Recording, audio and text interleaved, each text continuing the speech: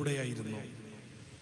Cordova university വഴി മുസ്ലിങ്ങൾ class എടുത്തിട്ടാണ് യൂറോപ്പിലേക്ക് വെളിച്ചം വരുന്നത്, യൂറോപ്പ് ശാസ്ത്രം എന്താണെന്ന് മനസ്സിലാക്കുന്നത്.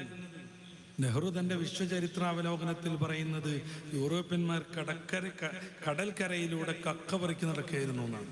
കിട്ടുന്ന കക്കയും ചൂണ്ടട്ട് പിടിച്ച് കിട്ടുന്ന മത്സ്യവും തിന്ന് അങ്ങനെ ജീവിച്ചുകൊണ്ടിരിക്കുക. ആ സമയത്ത് യൂറോപ്പിലേക്ക് ഇൽമെത്തുന്നത് അറബികളിലൂടെയാണ്. ഇന്ന് ലാറ്റിനും ഇംഗ്ലീഷുമൊക്കെ MBBS സയൻസും പഠിക്കാൻ എത്രമേൽ ആവശ്യമാണോ അതിനേക്കാൾ ആവശ്യമായിരുന്നു അന്ന് അറബി ഭാഷ.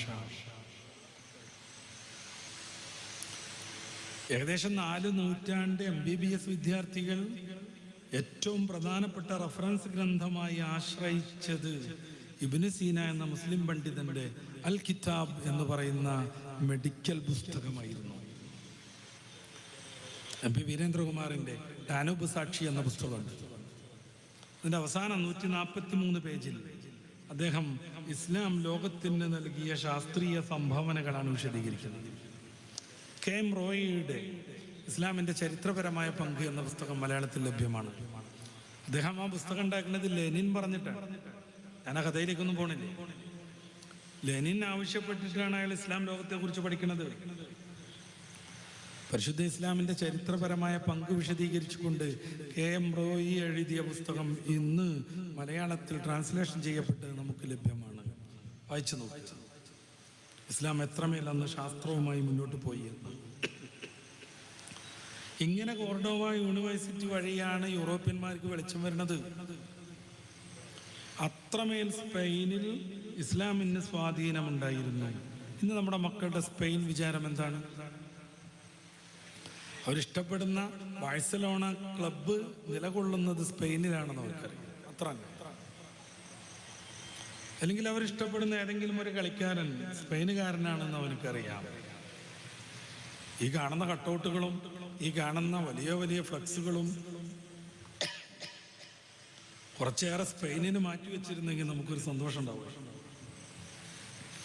പണ്ട് നമ്മുടെ വലിയ നാടാണ് എന്നതുകൊണ്ട് മാത്രമല്ല, ഗസ എന്ന് പറയുന്ന പരിശുദ്ധ ഇസ്ലാമിൻ്റെ ഭൂമികയെ കിളച്ചുമറിച്ച് 1 ലക്ഷത്തോളം മനുഷ്യരെ പച്ചക്ക് ചുട്ടരിച്ച് ഇപ്പൊ ലോകം ചർച്ച ചെയ്തുകൊണ്ടിരിക്കുകയാണ്. കേവലം 7 മാസമുള്ളൊരു കുട്ടി കാറിൽ നിന്ന് തോൽവി സമ്മതിച്ചു. ഒന്നുമല്ല, ഞങ്ങൾ കീഴടങ്ങിക്കോളാന്നും പറഞ്ഞിട്ട് അവൻ്റെ മാതാപിതാക്കൾ കയ്യുയർത്തി പിടിച്ചിട്ടും 7 മാസമുള്ള സ്വർണം പോലെയുള്ള ആ ഒരു ആൺകുട്ടിയെ 4 വെടിവെച്ചായിരുന്നു ഇസ്രായേലിൻ്റെ ഭീകരരാകുന്ന പട്ടാളക്കാർ കൊന്നു കളഞ്ഞത്. ആ കുട്ടിയുടെ ശരീരത്തിൽ 4 വലിയ ബുള്ളറ്റൊക്കെ കൊള്ളാൻ സ്ഥലമുണ്ടോ എന്നുള്ളതൊന്ന് ആലോചിച്ചു. ഇങ്ങനെ പച്ചക്ക് മനുഷ്യരെ കൊന്നു തള്ളിക്കൊണ്ടിരിക്കുന്ന ചെകുത്താൻ രാജ്യത്തിന് വിരുദ്ധമായി,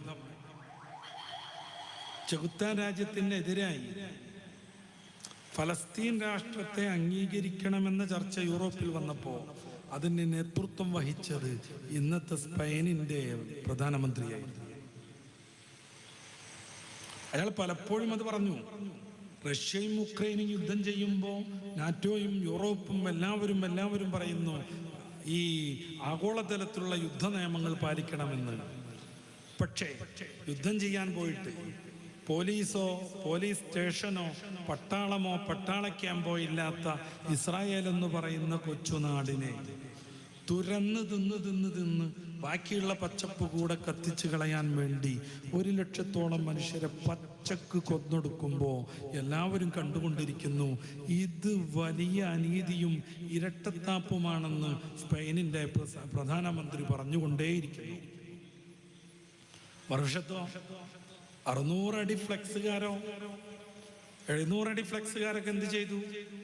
സ്പെയിനിനെ ഗസയെ ഫലസ്തീനിനെ രാഷ്ട്രമായി അംഗീകരിക്കണമെന്നും ദ്വിരാഷ്ട്ര പരിഹാരം മാത്രമേ അവിടുത്തെ യുദ്ധത്തിനെ ഇല്ലാതെയാക്കൂ എന്നും വളരെയേറെ ശക്തമായി യൂറോപ്പ് ആവശ്യപ്പെട്ടപ്പോൾ അതിനെതിരെ 10 നാടുകൾ മാത്രമാണ് നിലകൊണ്ടത്.